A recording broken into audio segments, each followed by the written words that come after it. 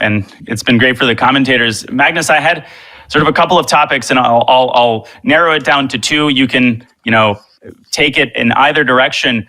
My first question was just about sort of general trends that you notice. First of all, in terms of openings, and you just broached that topic. But also in terms of playing style, time management, interesting things you saw in the candidates that maybe in this year's candidates, when compared, for example, to last year's candidates or the last couple of years, any changes that you see. And the second related topic was in terms of the younger generation, these very exciting Indian players. We can put Noterbeck in that category, maybe Faruja. So not just the players who participated in the candidates, what do they need to do to move on to the next level? Do you see any clearly defined sort of areas that they could work on or directions, ways that they could take their game to the next level? It's already on the next level, but closer to 2800. Yeah, I think GUKESH is probably a bit stronger than both myself and others realized. I think the thing about GUKESH is that he's still very young, and he can look really vulnerable at times, and he's also not very good at speed chess, which is sort of, it can confuse, and he's not as high profile as some other youngsters, which is confusing. But I mean, he's proven this in this tournament that he's very strong. In terms of trends in openings, it's been surprising to see how much life there's been. Like, of course, it's a problem that you cannot play the best openings anymore, and you sort of have to search everywhere to look for something. The thing is also, people will not play the best openings as black, which helps you quite a lot as white, and people will not play them because they are not only trying to block like they would in a world championship match, or frankly a lot of round robin top level events. So that does make for exciting games, and honestly the level of creativity in the openings from most of the players, with a couple of notable exceptions, has been remarkable. So I'm really impressed with that. And in terms of the young players, I don't know. I think they're on the right track. I don't think that any of them are quite ready to be like a clear number one in the world anytime soon. But there aren't many players who are ever going to be like that. So I don't know. I don't want to give them advice or anything. Like, GUKESH actually asked me in Germany, in Weissenhaus, after a tournament, that what he should do in the candidates, and I said, well, I don't have any good advice. I don't know. I only said that he should not go crazy, and he should just look for his chances, because other people will go crazy. And I don't know. I don't think that advice was helpful at all. I just think he's played very well. These are fascinating thoughts, Magnus. I wonder about the comment you made that GUKESH and the young players are probably not the best players in the world yet, if I'm reading into that correctly. Do you feel like that's inherently a problem if you end up in a situation where a tournament can create a match between two people who are objectively maybe not the best two players in the world at the time? Like, it's both exciting that the candidates is delivering, but what would you say about that? If GUKESH is really not maybe ready for a world championship match, is there something that should be addressed in that, or is that just part of the fun? You can't have everything in chess. Like, I've long argued that the world championship system we have is not a good way to find out who the best chess player is. Like, there are way too few games, it's too random, but it's also a sporting event.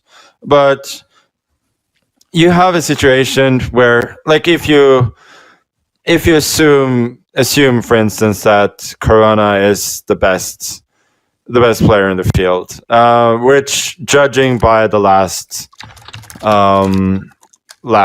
10, 12 years, seems. It seems reasonable to assume that. Even so, he's probably only going to win this tournament 1 out of 4 times. Right. And then, so like this is the best players are not necessarily. Yeah, it's just the way it is. The best players are not necessarily going to play in the world champion, and that's why we sort of have to take it for what it is. Like, it is the world champion. It's not a competition necessarily for who is going to be the best player in the world. Like, I was classical world champion for a few years, but that was not the reason why I was the best player in the world. It was because I had the highest rating and I was winning a lot of tournaments. Like, it was just one of the things. So again, it just depends on what you want. If you want to make sure that the best player is going to win, you probably need to have shorter time controls and a lot more games. And then, that would significantly increase the likelihood that best chess player wins. If you want to increase the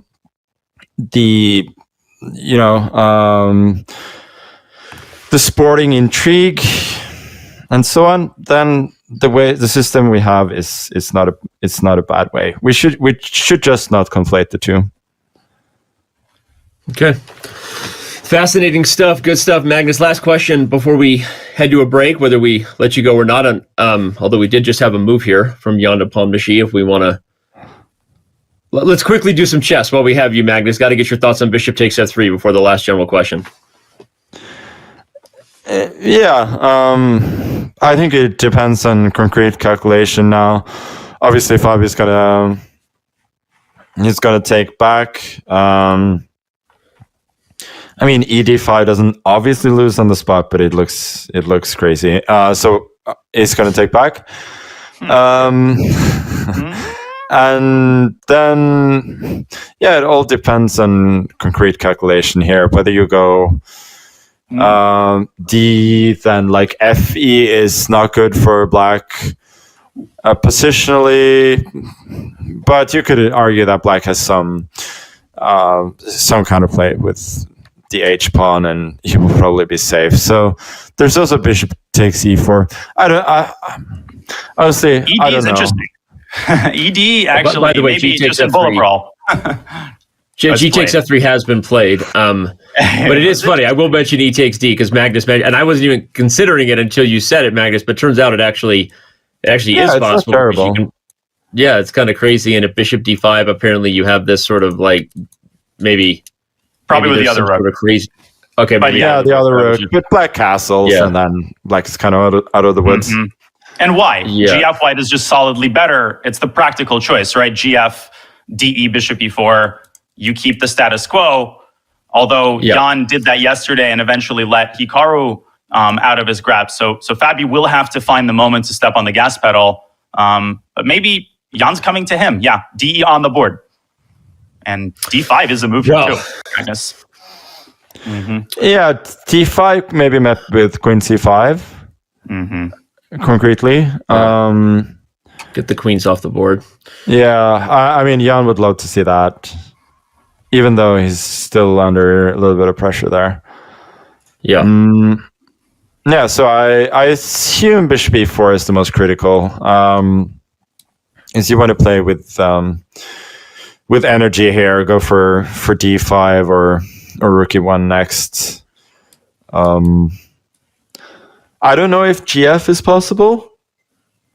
Is that crazy? No. The idea is Queen E3, huh? Oh, I was thinking Bishop C6 long castle. Or Rook C8 actually wins. Rook C8. Oh my god, Rook wow. C8 That actually works. What a move. Okay, Rook C. Okay, castles actually does work, but rook c8 is even better. Yeah, that's great. So instead of bishop c6, then rook e1, castles, bishop c6, queen anywhere would actually probably be acceptable for black. Wow. No. Wow. Clear discovery. Amazing. Magnus casually throwing out top engine lines here. Wow. But Wow. yeah. But I would guess that white has something with connected with d5 that's a bit more energetic, like probably d5 here, and then because the white bishop hits c6, queen c5 dc6 comes with a lot more power. Yeah. What am I saying? Yeah. Even here, long castles is a move. Takes bishop c6. Yeah, queen c3, bc3, bc6, bishop c6, long castles. Like it's okay. Insane. I mean, Fabi has to calculate this stuff too. Fabi can't assume that moves like d5 are right anywhere close to a knockout if he sees this idea. So you have to maybe find some this is other way to. interesting. This is really interesting. What is his idea here?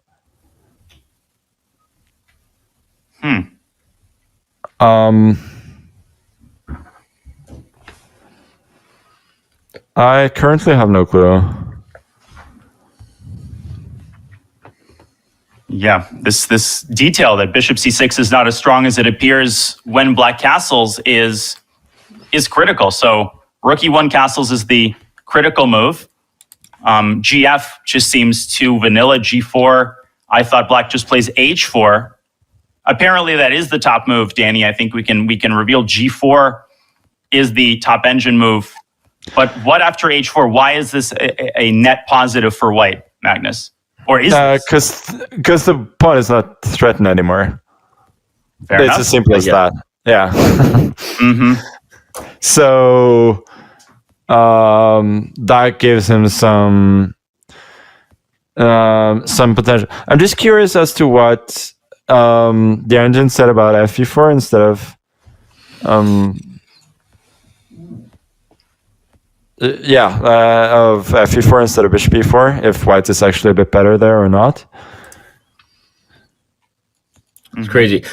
Magnus, I have to ask a question from Robert Hess, who's in chat, because he'll be rejoining us when you're gone. I feel like it's only fair to give him the mic. He said, if you were in Hikaru's shoes, would you go all in no matter what? Even if it's possible that the best thing could be a draw and you see your countryman Fabiano maybe going to get a win against Jan Nepomniachtchi, what would you do in that position? I mean, are you got to do what you're supposed to do, or do you think a little